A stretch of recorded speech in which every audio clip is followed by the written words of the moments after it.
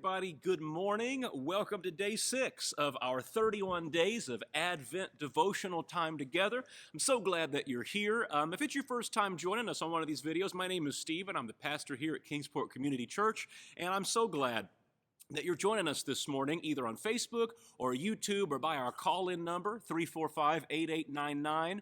However you're joining us, just thank you so much for being here. We want you to know this Christmas that God sees you, God knows you, and God loves you. Christmas is just such proof of that. So what we've been doing is we've been reading through each day. It takes about 5 minutes once I shut up.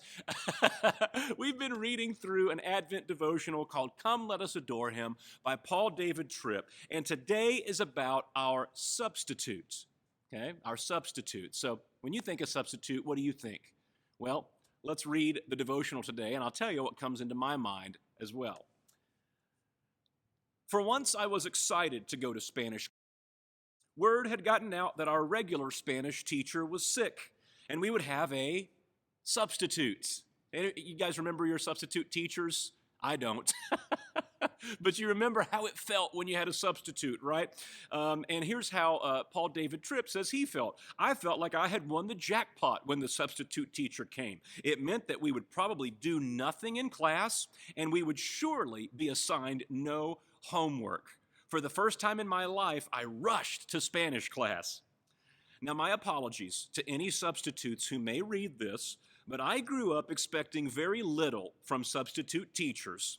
They tended to be unprepared, probably because they were called at the last minute, and not very knowledgeable, probably because they were filling outside of their area of expertise. And because of these things, they were often nervous and ill at ease. Well, the Bible teaches that Jesus came as our substitute. But in hearing that, you can throw out all experiences you've ever had with substitute teachers. Jesus came as the ultimate substitute to stand in our place, but he came to live infinitely better than any of us could live on our own. One of the ways the Bible talks about this is to call Jesus the second Adam. It's a provocative title and worth examining. The first Adam was created by God and placed in a perfect world, in perfect relationship with God. Adam had it all. No earthly needs unmet and no separation between him and God. But in an act of outrageous rebellion, he took his life into his own hands. He stepped outside of God's boundaries and did exactly what God had warned him not to do. He had it all, but he miserably failed. And when he did, sin, sickness, and suffering entered the world. Like fine china thrown on the pavement, the perfection of the world was shattered. Adam now lived under God's judgment, and the world groaned in brokenness. What the world cried out for was a substitute, but not any substitute would do. This substitute needed to be special in every way, so that he would not fail the test as the first Adam had. He had to be perfect in righteousness and mighty power, or he too would fail. No one on earth could meet the requirement, so God sent the only one who was up to the task, the only one who would not succumb to the pressure and fail the test. God sent the one person whom he knew was qualified to be the second Adam, his son. Everything Jesus did, from the moment of his birth until his ascension to the right hand of the Father, he did in our place. Every decision he made, every temptation he faced, every trial or moment of suffering he endured was on our behalf. But this is vital to understand. He never failed one single test. He faced all the ravages of this life in this fallen world without sinning in any way. He was the perfect substitute.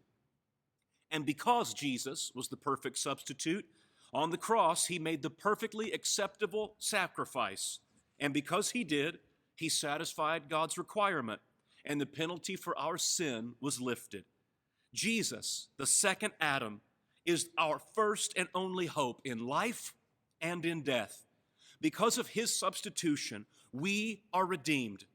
God sent one in our place who would do infinitely better than we ever could do because our salvation depended on it.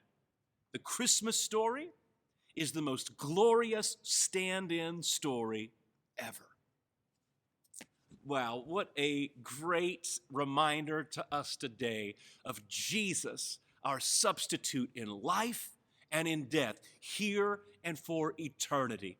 And so today, I hope that this will encourage you as we draw near to Christmas, as we continue in this Advent season, to worship Jesus, our perfect substitute, and remember that it doesn't depend on you, it all depends on Him.